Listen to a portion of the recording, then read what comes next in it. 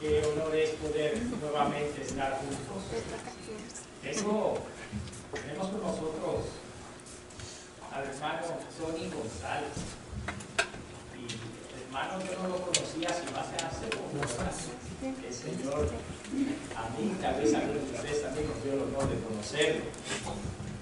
El hermano calza a la perfección con el sermón de hoy. Y se me acercó y me dijo: pastor, yo quiero bendecir a la iglesia con su talento. Digo yo, pues gloria a Dios, amén. Entonces el hermano Tony González quiere tocar la armónica para nosotros hoy, para nuestro deleite y para la gloria del Señor. Amén.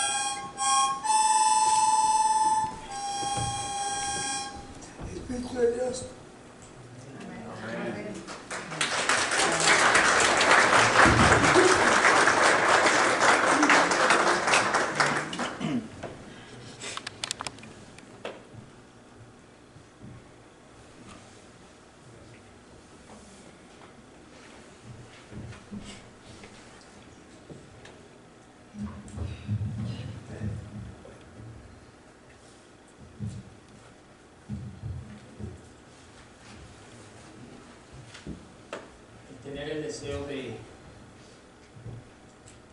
alabar al Señor después de tanto dolor que el hermano ha pasado me inspira mucho. Vamos a estar en el libro de Segunda de Corintios.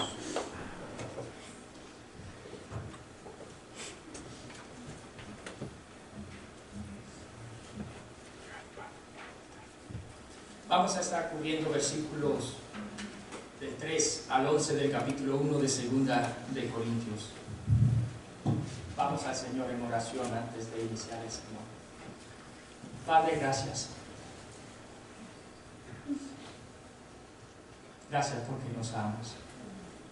Y gracias porque estás con nosotros siempre. Como siempre lo haces, continúa glorificando. Síguenos tocando y hablando. En el nombre de Jesús. Amén.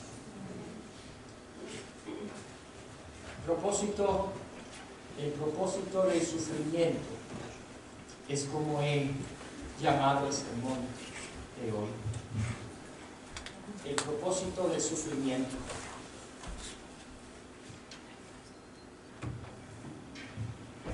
Todos sufrimos de una u otra manera. Hay experiencias que naturalmente producen sufrimiento. Y como el sufrimiento duele y cansa, es en el sufrimiento que las preguntas comienzan a ser formuladas. Recuerdo yo a Salomón en el libro de Eclesiastés diciendo que es mejor ir a un funeral que a una fiesta. Y en la mente de una persona común, esto simplemente es una locura. ¿Quién quiere ir a un funeral? Nadie. Nuestra tendencia, nuestro deseo es la vida, no la muerte. Pero es en la muerte que las preguntas se formulan, las preguntas que verdaderamente son importantes. cuando hay pena, cuando hay dolor, es que la vida toma la dirección correcta y uno sigue el camino correcto. Pero como el dolor duele y la pena no es agradable, a veces las preguntas que se formulan son para cuestionar la bondad y el amor de Dios y terminan alejando a la persona de Dios. No siempre, pero a veces pasa. Mucho más en nuestros tiempos donde se ha prometido un evangelio falso que promete la ausencia del dolor, de la pena, del sufrimiento. Cuando entonces el sufrimiento llega, uno cuestiona, ¿será verdad que lo que se me prometió va a cumplirse? El evangelio de la prosperidad nos dice, mira, si tú tienes la suficiente fe, nunca te vas a enfermar. Si tú tienes la suficiente fe, nunca vas a estar ausente de dinero. Vas a tener más de lo que vas a necesitar. Si tienes la suficiente fe, nada negativo te va a tocar. Y cuando lo opuesto es lo que pasa, entonces uno cuestiona, pregunta, ¿cuál es entonces la perspectiva que el creyente ha de tener en frente del sufrimiento, del dolor, de la pena? La semana pasada decíamos que debemos de verlo como la corrección divina para mejorarnos. Pero también ha de ser vista como el entrenamiento de Dios para ser de bendición a los demás. Segunda de Corintios capítulo 1 versículo 3 al 11. Bendito sea Dios y Padre de nuestro Señor Jesucristo, Padre de misericordia y Dios de toda consolación, el cual nos consuela en todas nuestras tribulaciones, para que podamos también nosotros consolar a los que están en cualquier tribulación, por medio de la consolación con que nosotros somos consolados por Dios. Porque de la manera que abundan en nosotros las aflicciones de Cristo, así también por el mismo Cristo nuestra consolación. Pero si somos atribulados, es para vuestra consolación y salvación. O si somos consolados, es para vuestra consolación y salvación, la cual se espera en el sufrir, la cual se opera en el sufrir las mismas aflicciones que nosotros también padecemos. Y nuestra esperanza respecto de vosotros es firme. Pues sabemos que así como sois compañeros en las aflicciones, también lo sois en la consolación. Porque hermanos, no queremos que ignoréis acerca de nuestra tribulación que nos sobrevino en Asia, pues fuimos abrumados sobremanera más allá de nuestras fuerzas, de modo que aún perdimos la esperanza de conservar la vida. Pero tuvimos en nosotros mismos sentencia de muerte, para que no confiásemos en nosotros mismos, sino en Dios que resucita a los muertos, el cual nos libró y nos libra, y en quien esperamos que aún nos librará de tal gran manera, de tan gran muerte, operando también vosotros a favor nuestro con la oración, para que por muchas personas sean dadas gracias a favor nuestro por el don concedido a nosotros por medio de muchos. En realidad, a simple vista, nuestro pasaje no aparenta ser agradable. aunque es presentado con entusiasmo de parte del apóstol San Pablo, porque en él nos habla de la presencia de Dios, de la unificación con Cristo, de salvación y de consolación. ¿Quién no quiere ser consolado? La respuesta es yo. Yo no quiero que me consuelen, porque si me consuelan es porque algo malo está pasando. ¿Y quién quiere pasar por cosas malas? Ahora, si estoy pasando por la situación difícil, pues me gustaría ser consolado. Entonces podemos nosotros ver la dificultad del pasaje, hablándonos de consolación, porque la implicación entonces es de que hay sufrimiento, y la razón por la que se presenta el tema es porque el sufrimiento existe y muchos de nosotros estamos pasando por él. Hermanos y hermanas, familiares, amigos, enfermos, con enfermedades terminales,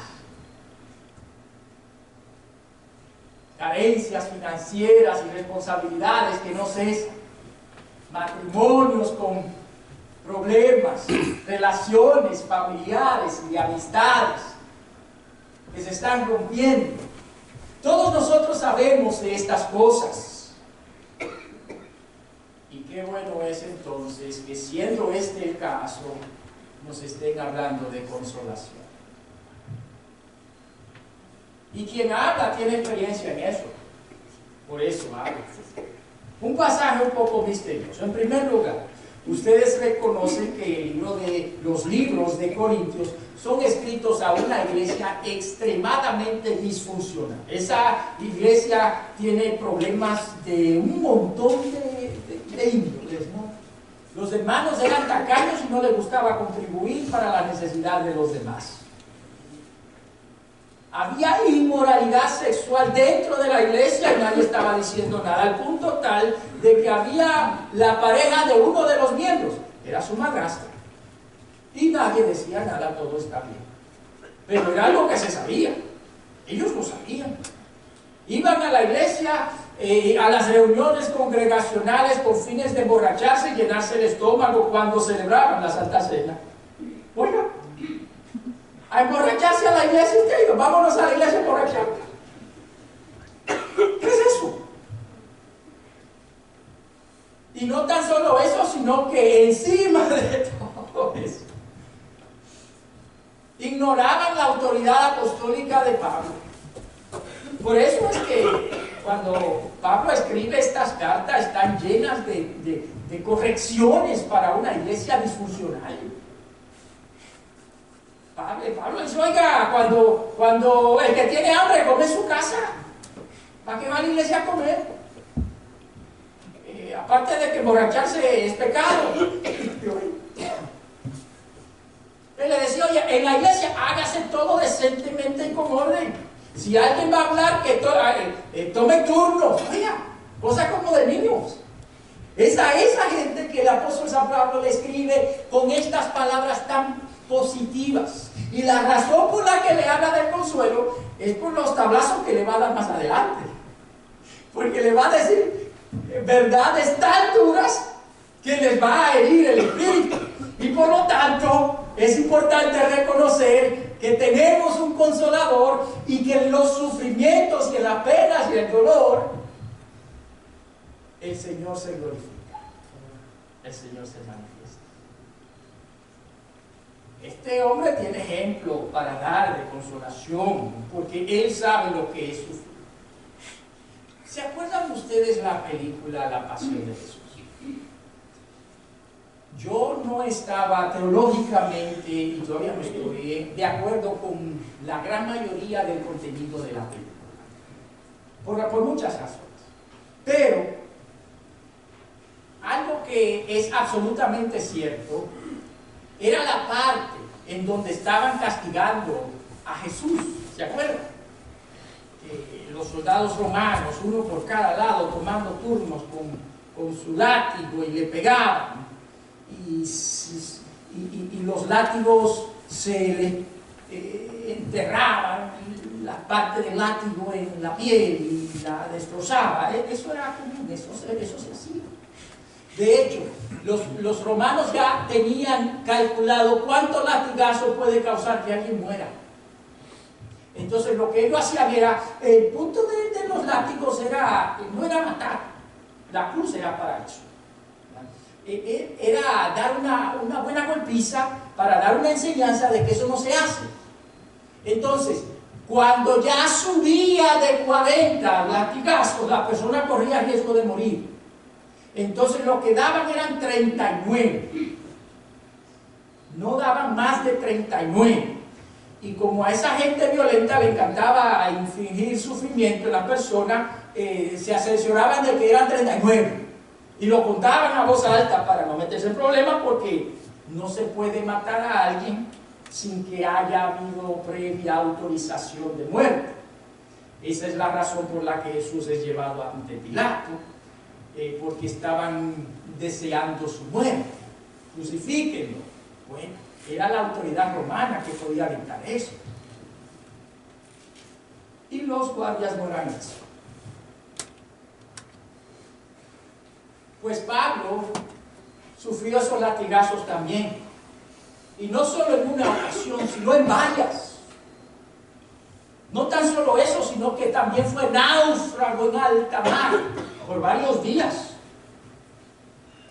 Hombre que pasaba necesidades de toda índole. Este hombre sabía lo que era estar sin ropa por la carencia económica de ella, lo que es tener hambre por no tener los fondos para comer. Él sabe lo que es de ser apedreado y ser dado por muerto. Este hombre conoce lo que es sufrimiento. Entonces tiene autoridad para decirnos lo que nos dice en este pasaje. ¿Y de qué nos habla? En primer lugar, Él nos habla a nosotros de que en el sufrimiento la persona busca a Dios. ¿Y verdad que es así? En el sufrimiento la persona busca de Dios. En el dolor, en la pena y más aún en la prueba. En mi mente este pasaje nos está hablando de ser probado por el Señor. La prueba es con fines de ayudar a la persona a crecer. Nada más. Identificar áreas en donde hay debilidades y proveer una forma de mejorar. Cuando una persona va a la universidad, le dan un examen de admisión y saben si él puede manejar lo que tenemos. Pero el primer día que entra, este fue el caso donde yo estudié, te dan un examen también, el primer día. Y esto no es para pasar ni reprobar, es para ver en dónde estás. Y de esa manera determinar tu progreso. Mira, cuando tú entraste estabas aquí. Y el mismo examen te lo dan en varias ocasiones a través del año. Y puedes determinar cómo va el progreso. Bueno, al principio estabas aquí. Ya 2 años más adelante estás aquí. Y antes de graduarte te lo vuelven a dar. Ah, ya estás aquí. Y pueden ver si hay efectividad en la enseñanza. Y este es el propósito de la prueba. Es el determinar en dónde estás. Pero ¿a determinar de quién? ¿Quién necesita saber? ¿Dios? No. Por ejemplo, ¿por qué razón le dijo Dios a Abraham, oye, Isaac, el hijo, el único que tú tienes, que tú amas, ofrece en sacrificio? Y era una prueba, amén. ¿Para quién? Para Abraham. Con fines de Dios saber la fidelidad de Abraham, ¿verdad? No. Yo sabía qué tan fiel Abraham era. Quien no sabía quién tan fiel Abraham era Abraham. Y Abraham necesitaba saber a dónde está. Y entonces Dios le permite pasar por esa situación tan difícil que le ayuda a reconocer en dónde Él está. Dios todo lo sabe, hermanos. Dios no necesita que usted pase por experiencia para saber en dónde usted está o qué tan fiel usted es. Él lo sabe.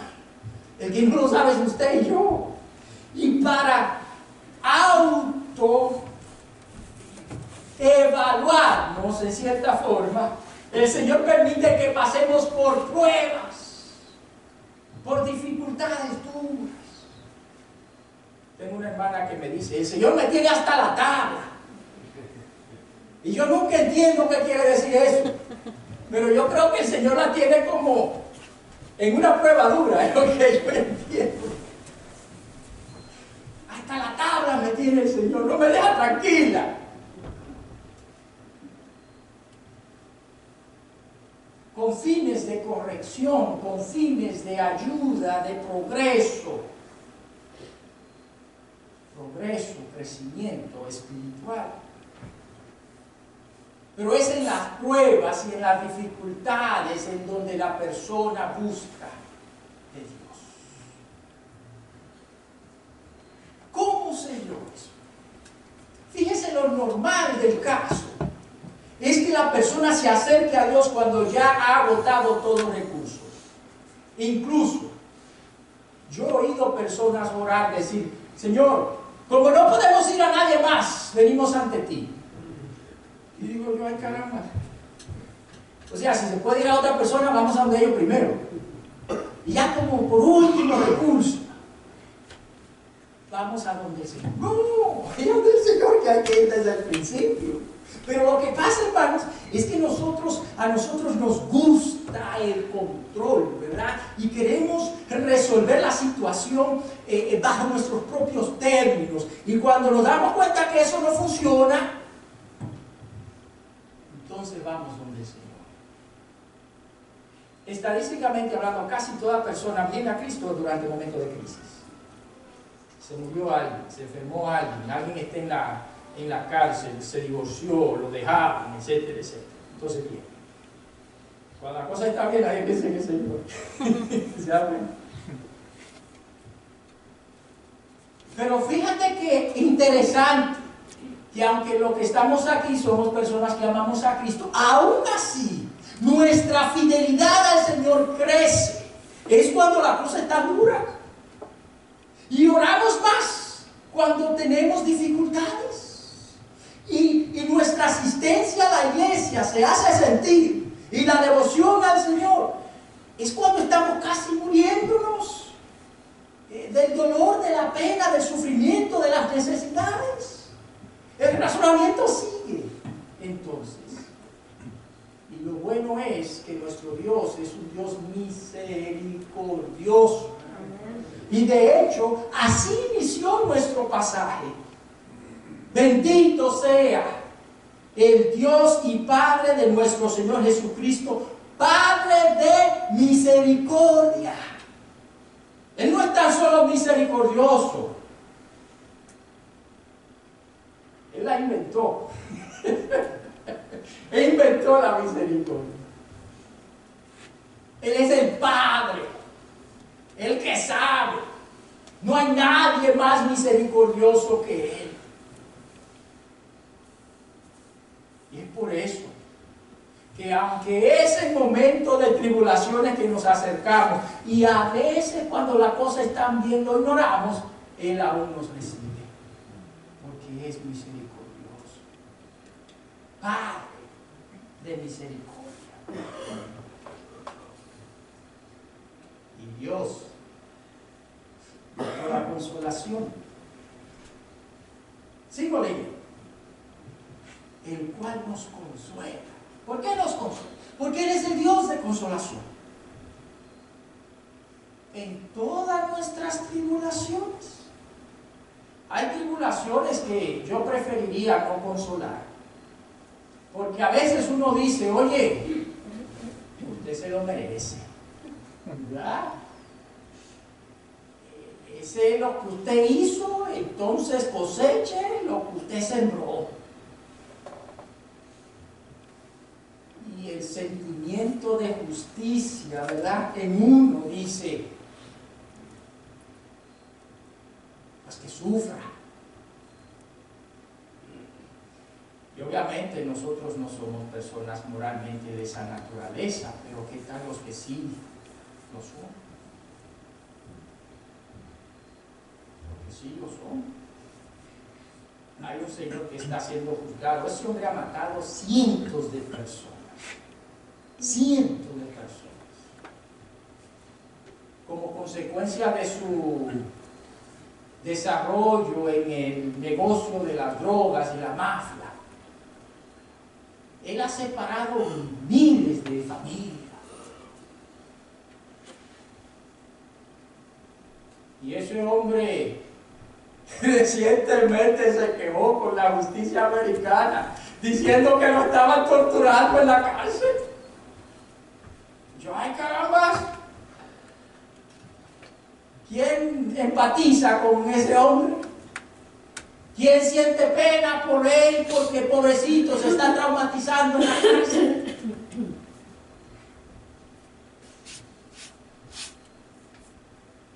Pero ¿quién es tan misericordioso como Dios? Aunque el sentimiento de justicia en nosotros nos diga que sufra, que se sienta solo, no me importa, que se está deprimiendo, ¿a quién le importa? Y las familias que como consecuencia de sus actos fueron destruidas por total. Pero Dios es Padre de misericordia. Y no hay nadie tan malo como que escape la misericordia de Dios. Y Él es Dios de consolación.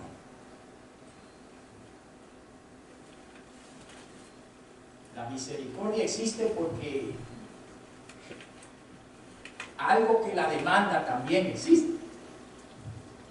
Al igual que consuelo, porque una pena está presente. Pero es en esos momentos que la persona busca de Dios y como resultado Dios se glorifica. Veamos entonces las pruebas que el Señor nos manda como un medio que Él está presentándonos para buscar de Él, para acercarnos a Él. Pero hay otra verdad que el pasaje nos presenta, es que nuestra fe en Cristo trae resurrección. Miren una experiencia interesante que el apóstol narra. Realmente no sabemos a qué experiencia él se refiere. Algunos piensan que está refiriéndose a la visita a Atenas que Pablo tuvo en Hechos 19. Pero realmente no tenemos idea de qué está hablando. Sin embargo, está presentando una experiencia que él tuvo. Y quiero que la volvamos a leer. Se encuentra en el verso 8 en adelante. Porque hermanos, no queremos que ignoréis acerca de nuestra tribulación que nos sobrevino en Asia, pues fuimos abrumados sobremanera, más allá de nuestras fuerzas, de tal modo que aún perdimos la esperanza de conservar la vida. ¿Ha usted pasado por una experiencia así, que usted dice, vamos a morir, ya aquí no hay nada que hacer, porque nada se puede hacer? ¿Te has sentido tan desesperado o desesperada que tú dices, la muerte es lo que me aguarda? Un dolor tan fuerte que tú dices, pues ya me voy. Una pena tan intensa que tú dices, yo preferiría estar muerto. Pablo pasó por algo tan intenso, tan fuerte, que dice él, incluyendo a otros hermanos, que perdieron la esperanza de la vida, listos para la muerte. Pero mira qué curioso cómo sigue el siguiente verso. Verso 9. Pero tuvimos en nosotros mismos sentencia de muerte, para que no confiásemos en nosotros mismos, sino en Dios que resucita a los muertos. Nosotros queremos restauración, amén. Pero la restauración existe donde hay un quebranto. Si no hay nada roto, ¿qué se va a restaurar? ¿Verdad? Nosotros queremos una nueva vida, amén. Pero una nueva vida no puede existir a menos que haya una previa muerte. Es como Dios funciona, como Dios trabaja. Por eso es que cuando la persona se acerca a Jesús, en primer lugar tiene que reconocer que está quebrado. Señor, yo moralmente estoy quebrado. Espiritualmente no sirvo. Aquí no hay nada que buscar. Recíbeme tal y como soy. Y hay que llevarlo a un paso más allá incluso. El Señor quiere que esa persona muera. Y eso es lo que pasa cuando somos bautizados, ¿verdad? Que al estar debajo del agua es un símbolo de muerte. Y es entonces como la muerte figurativamente ha tomado lugar, que la vida espiritual puede tomar. Y es aquí que al subir del agua entonces tenemos un nuevo nacimiento. La nueva vida demanda de una muerte previa y la restauración de algo que está quebrado anterior a ella. Pero Cristo resucitó y Él se describió a sí mismo como el camino, la verdad y la vida. Entonces, a veces pasa que existe muerte relacional en nuestras vidas, ¿verdad? En donde decimos, ya este matrimonio no, aquí no se puede hacer nada. Ya mi hijo, mi hija ya no me habla y parece que no hay nada que hacer. Como ya metí la pata en el trabajo, aquí me van a tirar. Ya los doctores me han dicho, aquí no hay nada que hacer. ¿Y qué es lo que nos dijo el pasaje? La sentencia de muerte le vino para que entonces el Cristo resucitado traiga resurrección.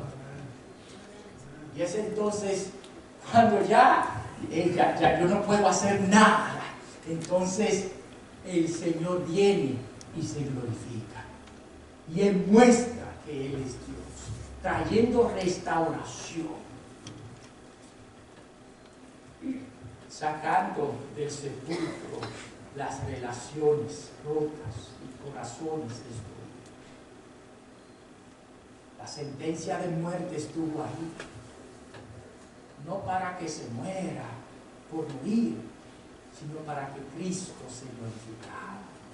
Amén. Gloria al Señor. En las aflicciones buscamos de Dios. En la muerte Dios trae resurrección.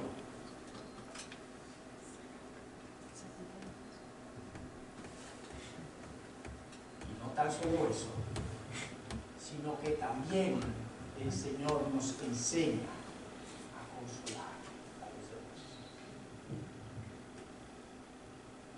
La iglesia es el cuerpo de Cristo, amén. Y lo cual quiere decir que la iglesia es la presencia terrenal de Cristo. La iglesia es la conexión visual que la gente tiene con Jesús. ¿Cómo es ese Cristo? En el libro de Isaías, capítulo 53, un pasaje que titulamos El siervo sufrido. Hay un verso que dice que ese siervo sufriente es experimentado en quebranto. Él tiene experiencia. Él es un experto en estar quebrantado. Él sabe lo que es ser rechazado. Como Pedro que dijo, yo no sé quién es. O Judas que le besa y lo entrega y lo rechaza. O todos los apóstoles que se alejan de él. O el pueblo en general que grita, crucifíquenlo. O los soldados que lo escupen, lo bofetean y le ponen una cruz de espina en la cabeza. Él sabe lo que es que la gente se burle de él. A otros salvó, porque no se salva a sí mismo. Experimentar en quebranto es Jesús. Amén. Y si la iglesia es el cuerpo de Cristo, también tiene que ser experimentada en quebranto.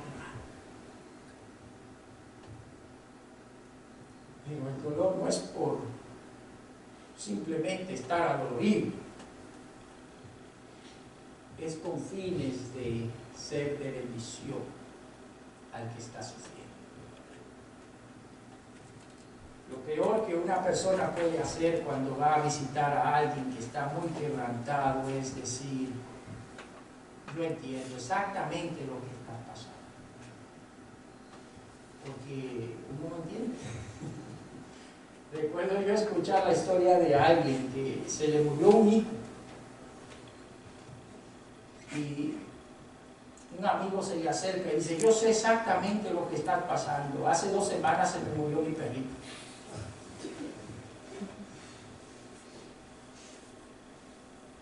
Y aunque la muerte de una mascota duele, no lo vas a comparar al hijo de alguien. Una de las cosas más sabias que los amigos de Job hicieron por muchísimos días fue no decir nada y estar aquí nada más, ¿verdad? Eso fue sabio. Pero es posible conocer hasta cierto punto el dolor de alguien. Jesús nos consuela porque Él sabe lo que es sufrir. Y cuando nosotros pasamos por quebrantos, entonces podemos consolar a aquellos que están quebrantados. Desde una perspectiva de la experiencia. Y eso es precisamente lo que el Señor hace. Él permite que pasemos por dificultades difíciles para que podamos ser de bendición a aquellos que están sufriendo.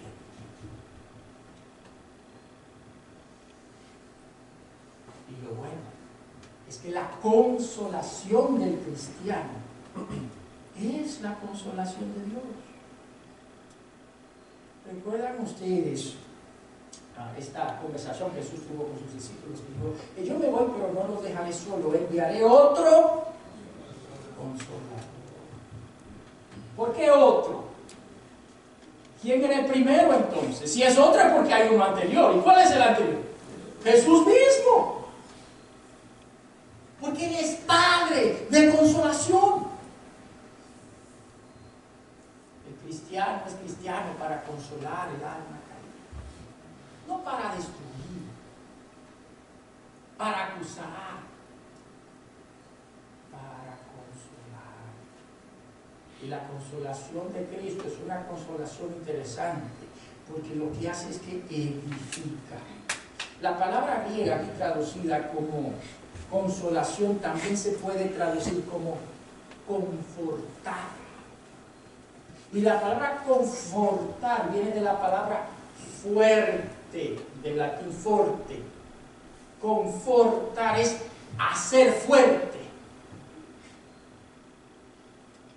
Y en la desesperación uno se siente en el suelo.